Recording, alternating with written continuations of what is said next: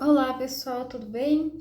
Nesse vídeo nós vamos ver as súmulas IOJs que têm compatibilidade aqui com o tema de jornada, duração do trabalho, jornada do trabalho, isso.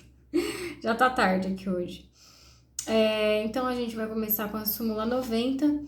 Ela é dividida em 5 itens. O primeiro diz que o tempo despendido pelo empregado em condução fornecida pelo empregador até o local de trabalho de difícil acesso ou não servido por transporte público regular e para o seu retorno é computável na jornada de trabalho. Esse item aqui, ele é aplicável ainda nas situações antes da reforma trabalhista.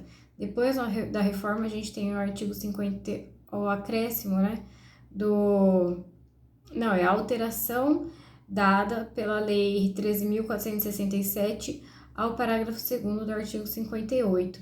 Então, hoje, nós tivemos essa alteração nesse parágrafo e não mais existe o direito às horas em itinere, mas antes aplicava-se ainda conforme a súmula 90, item 1, e para isso, então, era computado na jornada tanto o período na ida quanto na volta, quando o transporte era fornecido pelo empregador, quando o local de trabalho era de difícil acesso ou não fornecido pelo transporte público regular.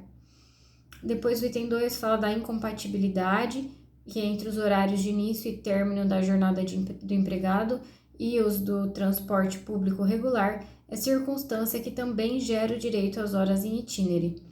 Depois que a mera insuficiência do transporte público não enseja o pagamento das horas em itinere. Então, mera insuficiência não gera, esse é o item 3.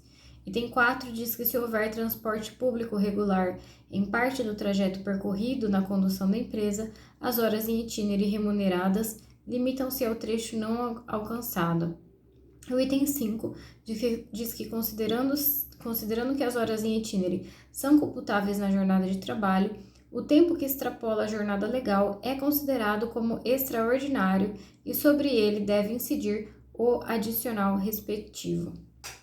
O próximo item aqui, a próxima súmula selecionada é a súmula 65,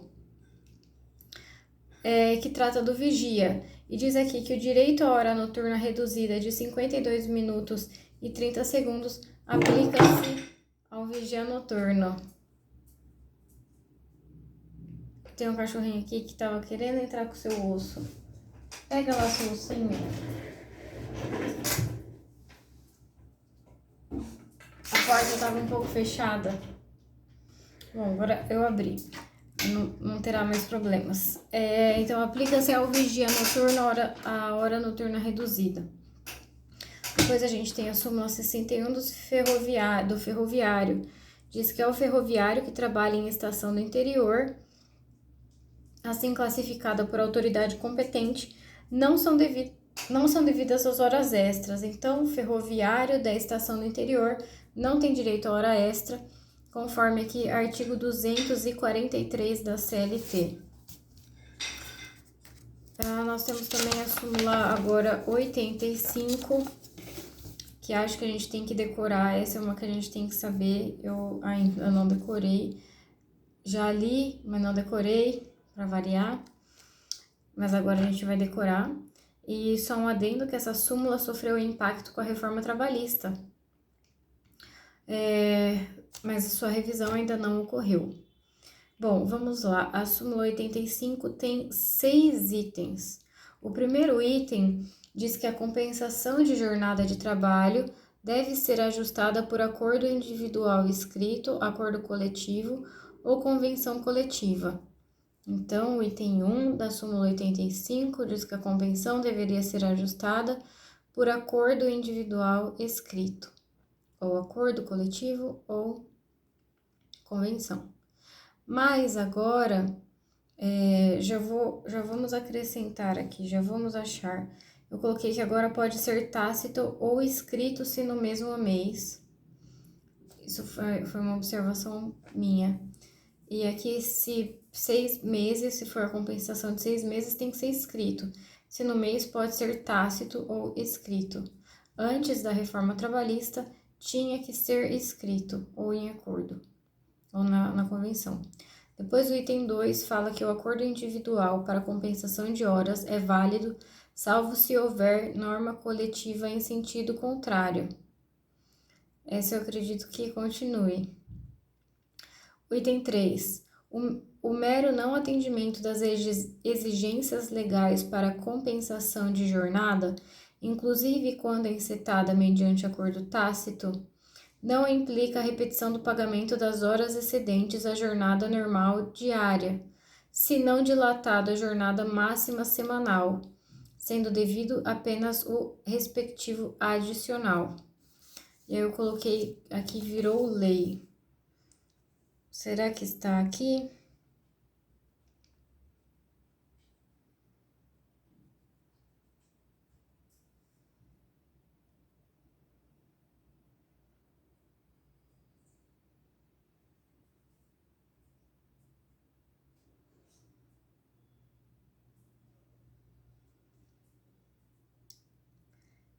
Eu não coloquei, acho que aqui o artigo, porque aqui tá falando que ele foi impactado. Essa súmula foi impactada pelo artigo 59, 59A, 59B e artigo 60. Aqui eu não coloquei esses artigos. Mas de toda forma, eu coloquei aqui que esse item 3 virou lei. Então, assim, a gente tem que observar, tem que ir atrás e comparar. Mas de acordo aqui com a súmula, então, o mero não atendimento das exigências legais para compensação da jornada, inclusive quando encetada mediante acordo tácito, então, não atendimento da exigência legal, não implica a repetição da hora excedente, se não dilatada a jornada máxima semanal, sendo devido apenas o respectivo adicional. Depois nós temos aqui o item 4, que diz que a prestação de horas extras habituais descaracteriza o acordo de compensação de jornada. Nesta hipótese, as horas que ultrapassarem a jornada semanal devem ser pagas como horas extras e quanto àquelas destinadas à compensação, deve ser pago a mais apenas o adicional. E aqui eu coloquei a seguinte observação. Até 11/11/2017, as horas extras habituais descaracterizaria, mas após 11/11/2017, a prestação de horas extras habituais não descaracteriza o acordo de compensação e banco de horas extras. Só esqueci de colocar aqui a referência da lei. Depois a gente acha em artigo. Então, antes a reforma descaracterizava, e aí descaracterizando era pago como hora extra, o que ultrapassava a jornada semanal normal. E aquela, então, que não ultrapassava a jornada, que era usada para compensação, era pago a mais apenas o adicional. Depois nós temos o item 5, que diz que as disposições contidas nesta súmula não se aplicam ao regime compensatório na modalidade de banco de horas, que somente pode ser instituído por negociação coletiva e hoje não mais, né? Antes falava que banco de horas era só por negociação, súmula 85, item 5. E hoje, com a reforma, até 6 meses não precisa. Depois, o item 6 fala que não é válido acordo de compensação de jornada em atividade insalubre, ainda que estipulado em norma coletiva, sem a necessária inspeção prévia e permissão da autoridade competente. E agora é válido a compensação no esquema 12/36. Nesses casos de 12/36, não precisa da autorização do sindicato. Ah, tava aqui, ó, 59. Eu coloquei sim, é que tava tampado. Ah, muito bem. Então, é o 59B, parágrafo único, que diz que a prestação de horas extras habituais não descaracteriza a compensação de jornada. E o 59B caput fala que o não atendimento das exigências legais não implica a repetição do pagamento de hora extra, sendo devido apenas o respectivo adicional, quando não ultrapassada a jornada semanal. Bom, a próxima, então, nessa ficha, Nós vimos, então, a súmula 90, que trata da hora em itinere, súmula 65, vigia, súmula 61, ferroviário, súmula 85, compensação de jornada. Então, 90 em itinere, 65, vigia, 61, ferroviário, 85, compensação de jornada. A próxima ficha fala do trabalho do bancário. Nós temos aqui a súmula 199, só um minutinho, deixa eu separar aqui e fazendo contagem regressiva. São 4 fichas aqui. Bom, na súmula 199, a súmula 199 fala do trabalho bancário. Tem 2 itens. Item 1, a contratação do serviço suplementar quando da admissão do trabalho bancário é nula. Os valores assim ajustados apenas remuneram a jornada normal, sendo devidas as horas extras com o adicional de no mínimo 50%, as quais não configuram pré-contratação se pactuadas após a admissão do bancário.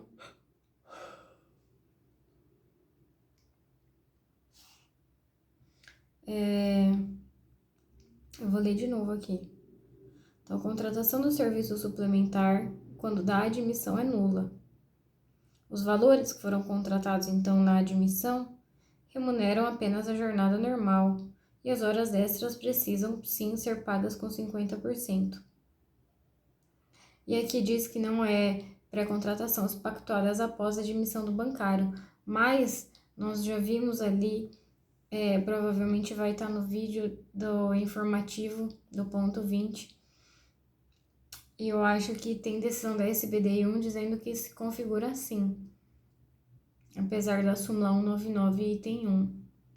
É algo que terei que comparar depois. Vou pegar aqui os materiais para comparar.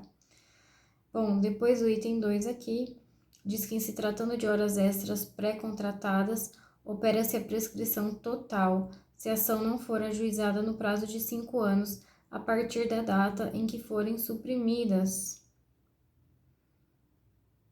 E aqui tem uma observação do artigo 444, parágrafo único da CLT, dizendo que o empregado pode quando o empregado pode livre estipular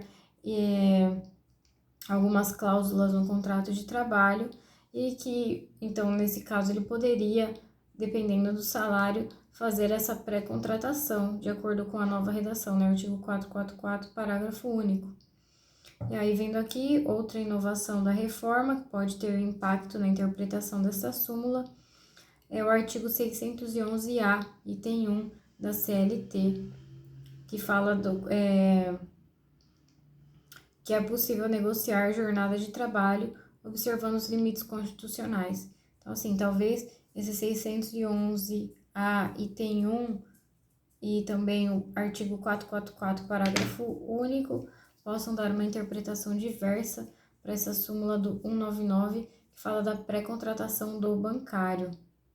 E aqui é importante a gente fixar que esse item 2 fala da prescrição total. Então, se não for observado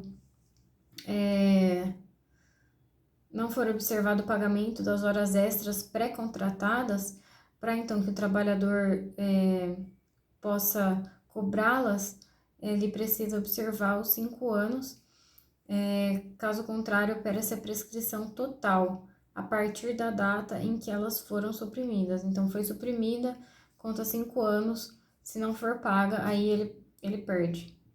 Então, a prescrição total conta do ilícito, como que eu posso dizer? Da supressão, os 5 anos conta da supressão para frente, a prescrição total. E a prescrição, qual que é o outro nome? Parcial. A parcial é do término do contrato para trás. Prescrição parcial também é de 5 anos. E aí, conta do término do contrato, você cobra os últimos 5 anos. Quando a prescrição é total, você conta da supressão, conta 5 anos, e aí se passou 5 anos, perdeu, não dá para cobrar mais. Depois nós temos a súmula 229, que é trata do sobreaviso, e diz que, por aplicação analógica do artigo 244, parágrafo 2º da CLT, as horas de sobreaviso dos eletricitários são remuneradas à base de 1/3 sobre a totalidade das parcelas de natureza salarial. Então, para o eletricitário é 1/3 da parcela de natureza salarial.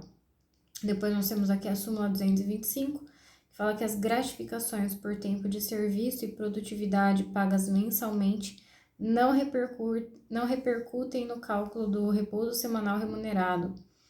Então, aqui é para a gente gravar gratificação por tempo de serviço e a gratificação por produtividade são parcelas pagas de forma mensal e por isso elas não repercutem no repouso semanal remunerado. Essa aqui é a súmula 225 do TST. Agora tem a súmula 254, que eu acho que eu colei errado, porque tá falando aqui do termo para o termo inicial do direito ao salário família, coincide com a prova da filiação. Se feita em juízo, corresponde à data do ajuizamento do pedido, salvo se comprovado que o empregador se recusara a receber a respectiva certidão.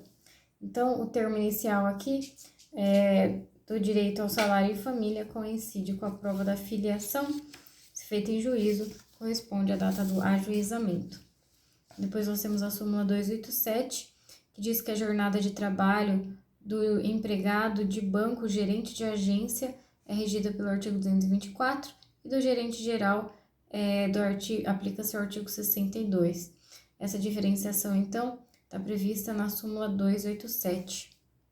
E a 291 fala da supressão total ou parcial das horas extras. De acordo com essa súmula, quando o empregador, então, suprimir total ou parcialmente as horas extras que eram prestadas com habitualidade durante pelo menos um ano, é assegurado ao empregado o direito à indenização correspondente ao valor de 1 mês das horas suprimidas, total ou parcialmente, para cada ano ou fração igual ou superior a 6 meses de prestação de serviços acima da jornada normal. O cálculo observará a média das horas suplementares nos últimos 12 meses anteriores à mudança, multiplicado pelo valor da hora extra do dia da supressão. Então, a cada fração de 6 meses, o empregado vai receber o valor de 1 mês das horas suprimidas. E esse cálculo vai observar a média dos últimos 12 meses multiplicado pelo valor da hora extra do dia da supressão. Então, nessa ficha nós vimos a súmula 199, que fala da pré-contratação de horas extras do bancário. Depois nós temos a súmula 299, que fala do sobreaviso do eletricitário. Súmula 225, repouso semanal remunerado. Súmula 254, salário família. Súmula 287, o gerente geral da agência bancária. 291, hora extra. Então, mais uma vez, 199, pré-contratação do bancário. 229, sobreaviso do eletricitário. 225, repouso semanal remunerado nas gratificações por tempo de serviço e produtividade. 254, salário família. 287, gerente bancário. 291, horas extras. Próxima ficha aqui, nós temos a súmula 320, que trata das horas em itinere. O que nós vimos ali é a 90, então tem a 90, agora tem a 320. O fato de o empregador cobrar parcialmente ou não a importância pelo transporte fornecido para o local de difícil acesso ou não servido por transporte regular não afasta o direito à percepção das horas em itinere. Súmula 360 diz que a interrupção do trabalho destinado a repouso e alimentação dentro de cada turno ou intervalo para repouso semanal não descaracteriza o turno de revezamento com jornada de 6 horas. Essa súmula que caiu já em prova. Então, tá falando da jornada, como que chama? turno ininterrupto de revezamento. De acordo com a súmula 370, então, a interrupção para repouso e alimentação ou intervalo para repouso semanal remunerado, esses repousos, esses intervalos aqui não descaracterizam o turno de revezamento da jornada de 6 horas. Depois tem a súmula 347, que fala que o cálculo do valor das horas extras habituais para efeitos de reflexo em verba salarial observará o número de horas efetivamente prestadas e a ele aplica-se o valor do salário hora da época do pagamento. Então, para calcular hora extra habitual, para efeito de reflexo em verba trabalhista, então a pessoa recebia hora extra, mas quer o seu reflexo das horas extras nas demais verbas trabalhistas. Nesse caso, a gente vai observar o número de horas efetivamente prestadas e vai se aplicar o valor do salário da época do pagamento daquelas. Depois a súmula 346, que trata do digitador, diz que os digitadores, por aplicação analógica do artigo 72, equiparam-se aos trabalhadores nos serviços de mecanografia, razão pela qual tem direito a intervalos de descanso de 10 minutos a cada 90 de trabalho consecutivo. Então, o digitador equipara-se aos serviços de mecanografia, direito de descanso de 10 a cada 90. Temos ainda agora a súmula 338, que diz, essa súmula 338 aqui é dividida em 3 itens e ela cai bastante, ela é mencionada bastante agora nos informativos que eu tenho lido, toda hora aparece essa súmula 338. Ela fala assim, porque ela fala do ônus da prova. Item 1, é ônus do empregador que conta com mais de 10, a súmula diz mais de 10, mas com a reforma trabalhista, acho que é o artigo 74, parágrafo 2º, agora é 20. É ônus do empregador que conta com mais de 10 o registro da jornada de trabalho na forma do artigo 74, parágrafo 2º. É ônus do empregador o registro da jornada. Ponto. A não apresentação injustificada gera presunção relativa de veracidade que pode ser eligida com prova em contrário. Item 2. A presunção de veracidade da jornada de trabalho, ainda que prevista em instrumento normativo, pode ser eligida por prova em contrário. Então, a presunção, ainda que prevista em instrumento normativo, a gente viu ali em cima, né? Que a presunção relativa de veracidade pode ser eligida por prova em contrário. E esse item 2 aqui, o que o diferencia é que ele está falando que, ainda que previsto em norma coletiva essa presunção, ela pode sim ser eligida por prova em contrário. Depois nós temos o item 3, que fala dos cartões de ponto, que demonstram horário de entrada e saída uniforme, são inválidos como meio de prova, invertendo-se o ônus da prova relativo às horas extras, que passa a ser do empregador, prevalecendo a jornada da inicial, se dele não se desincumbir. Esse item 3 aqui é bem importante. E também sobre esse tema, é importante mencionar o artigo 611-A da CLT, que fala que a convenção e o acordo têm prevalência sobre a lei quando tratarem de modalidade de registro de jornada de trabalho. Então, esse aqui, 611-A, inciso 10, também fala da modalidade de registro. Depois a gente tem a súmula 264, que fala que a remuneração do serviço suplementar é composta do valor da hora normal, integrado por parcela de natureza salarial e acrescido do adicional previsto em lei, contrato, acordo, convenção ou sentença. Então, é do cálculo da hora extra, né, suplementar. Então, é composta do valor da hora normal mais as parcelas de natureza salarial,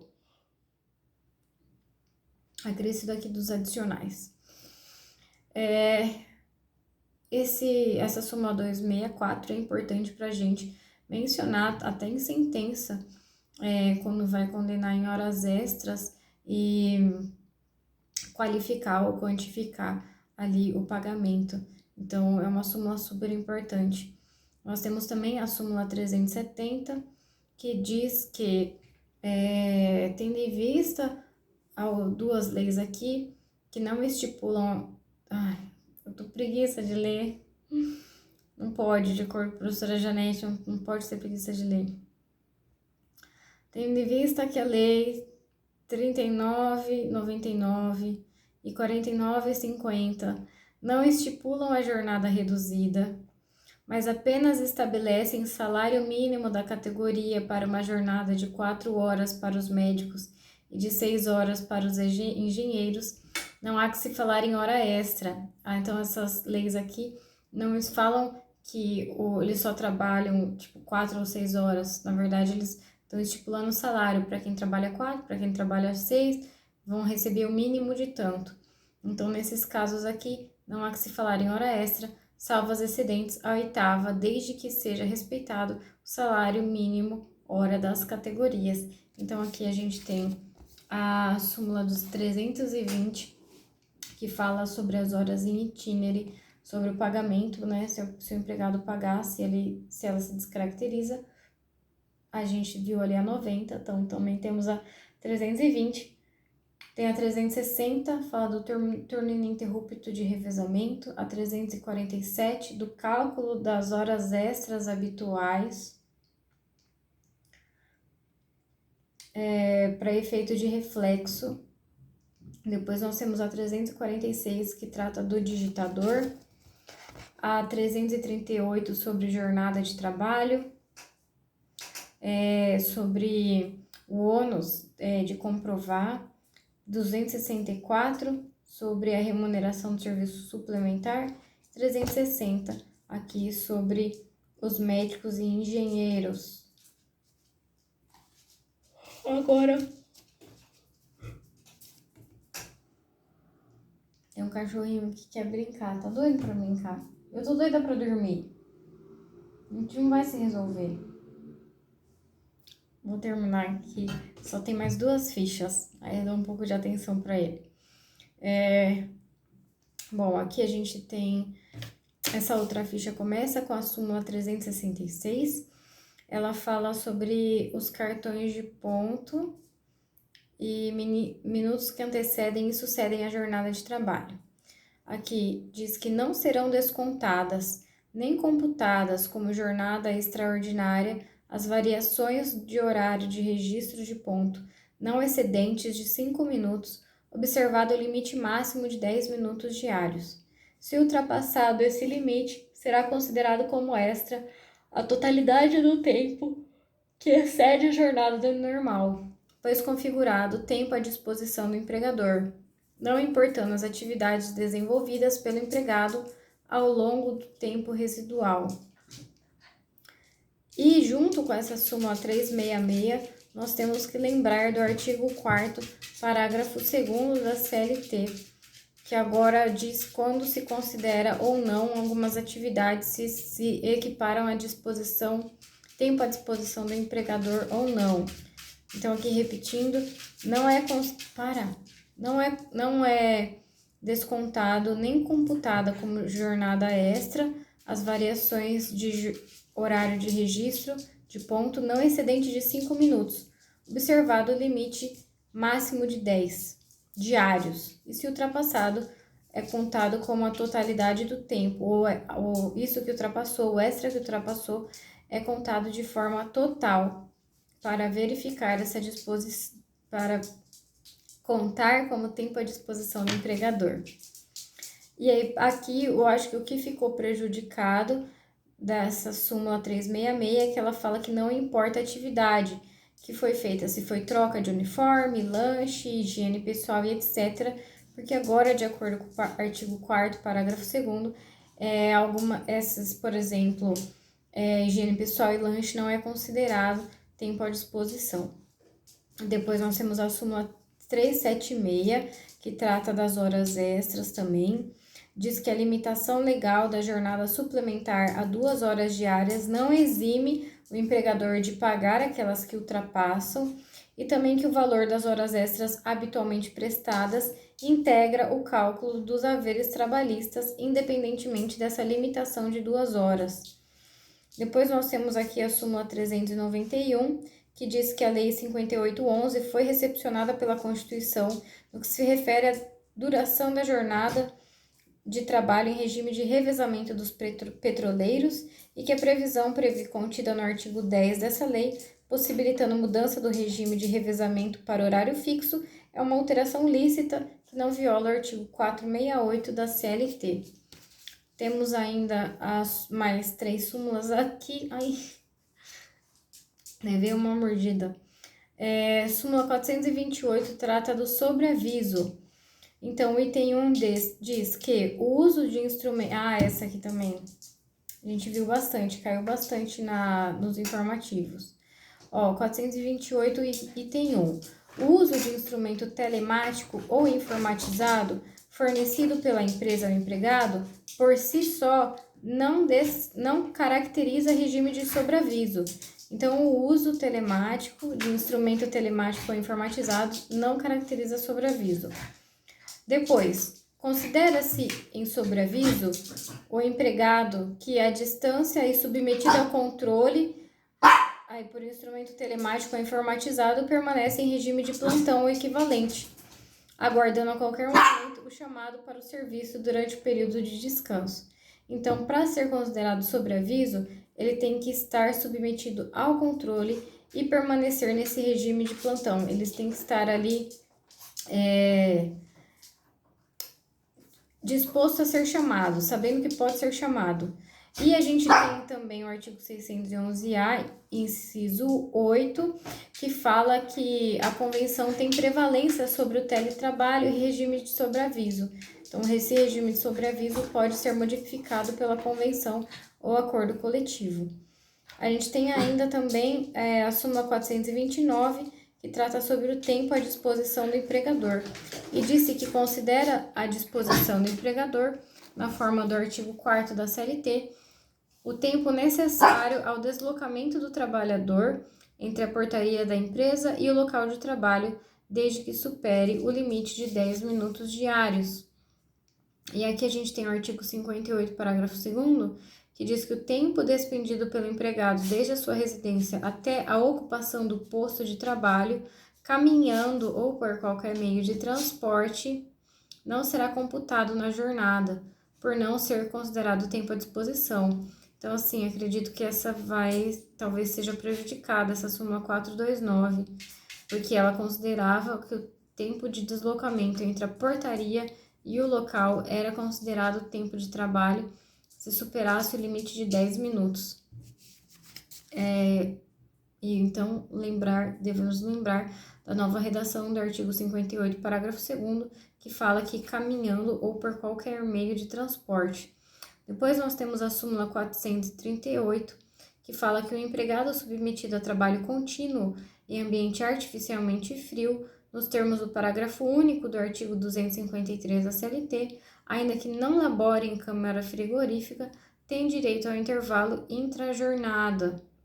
Então, mesmo que não seja em câmara frigorífica, se for em ambiente artificialmente frio, nos termos do parágrafo único do artigo 253, e o trabalho for contínuo, tem direito também ao intervalo intrajornada do artigo 253. Então, não precisa ser em câmara, pode ser em ambiente artificialmente frio.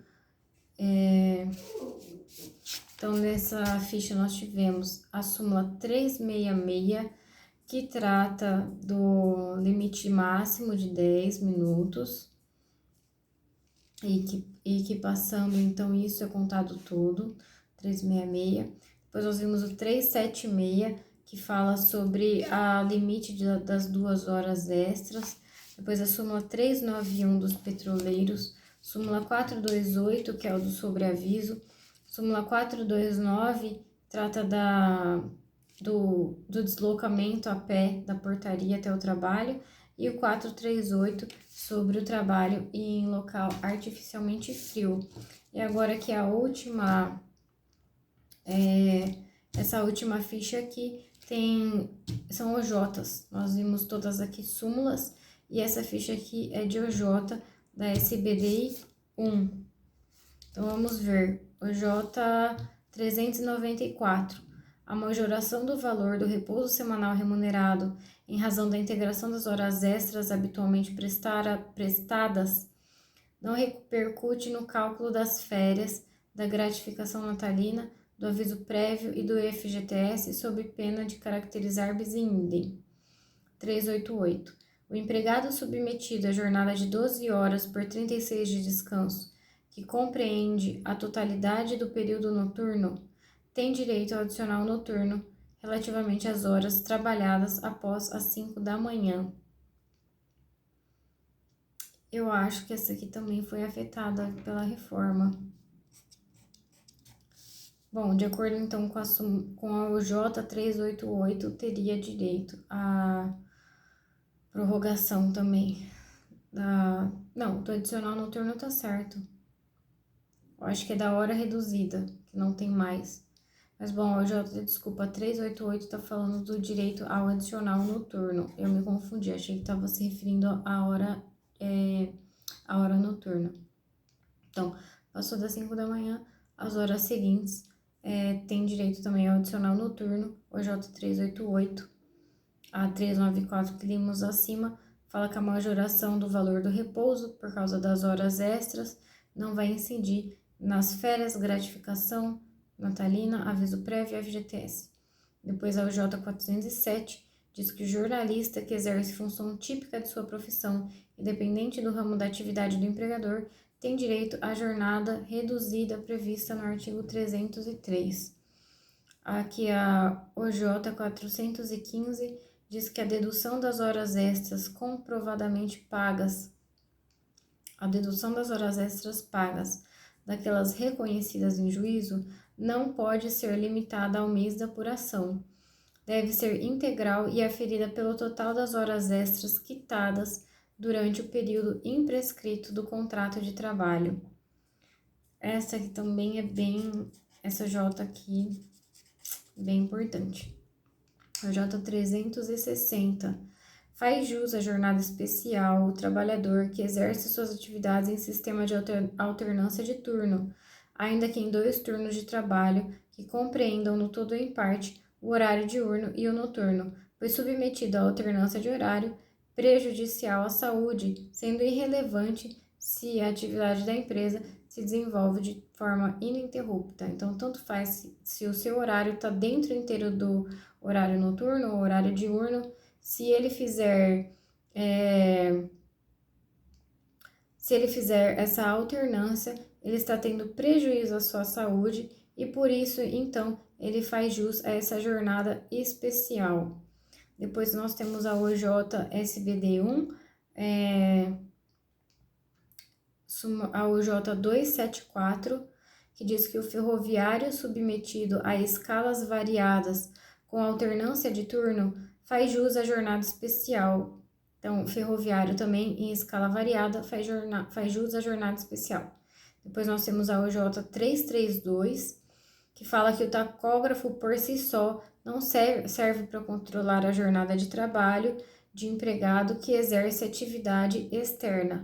Depois nós temos a OJ 323, que fala que é válido o sistema de compensação de horário quando a jornada adotada é a denominada semana espanhola, que alterna a prestação de 48 horas em uma semana e 40 em outra, porque não viola o artigo 59, parágrafo 2º da CLT e 7º, inciso 13 da CF, e não viola esses artigos o seu ajuste mediante acordo ou convenção coletiva de trabalho. Então, é válido o sistema de compensação de horários quando a jornada adotada é a denominada espanhola, alterna 48 com 40, pode ser ajustada por acordo ou convenção coletiva de trabalho, isso aqui não viola os artigos acima mencionados. Depois nós temos aqui a OJ 127, que fala da hora noturna reduzida. E o artigo 73, parágrafo 1º da CLT, que prevê a redução da hora noturna, não foi revogado pelo inciso 9º do artigo 7º. OJ 127, então acho que é o artigo que fala da hora noturna reduzida. O artigo 73 prevê a redução da hora noturna, não foi revogado pela Constituição. Pois o J 308, o retorno do servidor público à jornada inicialmente contratada não se insere nas vedações do artigo 468, porque a sua jornada é definida em lei e não em contrato de trabalho firmado entre as partes. Essa é o J 308. Depois nós temos aqui o 420, o J 420, que fala que é inválido o instrumento normativo que, regularizando situações pretéritas, estabelece jornada de 8 horas para o trabalho em turno ininterrupto. Então, uma norma coletiva não pode regularizar aqui a situação pretérita, em especial da jornada de 8 horas para o trabalho em turno ininterrupto. Depois nós temos a OJ 275, que diz que, inexistindo instrumento coletivo fixando jornada diversa, Inexistindo instrumento coletivo fixando jornada diversa, o empregado horista submetido a turno ininterrupto de revezamento faz jus ao pagamento das horas extras laboradas além da sexta, bem como ao respectivo adicional. A 233 diz que a decisão que defere horas extras com base em prova oral ou documental não ficará limitada ao tempo por ela abrangido, desde que o julgador fique convencido de que o procedimento questionado superou aquele período. Isso aqui é show! Que legal que a gente tá lendo, né? Essa 233 é muito bom. A hora extra, com base na prova oral documental, não é limitada àquele tempo abrangido se o julgador ficar convencido de que superou aquele período. O J 233. Só mais 3. O J 395. O trabalho em regime de turno ininterrupto de revezamento não retira o direito à hora noturna reduzida, não havendo incompatibilidade entre as disposições da CF. Acho que a gente já viu essa. 410. Viola o artigo 7º, inciso 15 da CF, a concessão de repouso após o 7º dia consecutivo de trabalho, importando no seu pagamento em dobro. Não pode ser após o 7º dia, senão vai ser pago em dobro. O J 410. Agora o J 396. Para o cálculo do salário hora do empregado horista, submetido a turno ininterrupto de revezamento, considerando a alteração da jornada de 8 para 6 horas diárias, aplica-se o divisor 180, em observância ao disposto no artigo 7º, inciso 6º da CF, que assegura a irredutibilidade salarial. Então, para o cálculo do salário hora do empregado horista, se o empregado aqui é horista e ele é submetido a um turno ininterrupto, quando ele passa de 8 para 6, o seu divisor passa a ser 180 para não haver a irredutibilidade salarial. Muito obrigada. Se alguém ficou aqui comigo, tá vendo, ouvindo, desculpa meu cachorrinho, mas olha, a gente viu todas aqui que eu tinha separado para jornada de trabalho e a próxima vai ser sobre intervalo e férias. Então, até lá.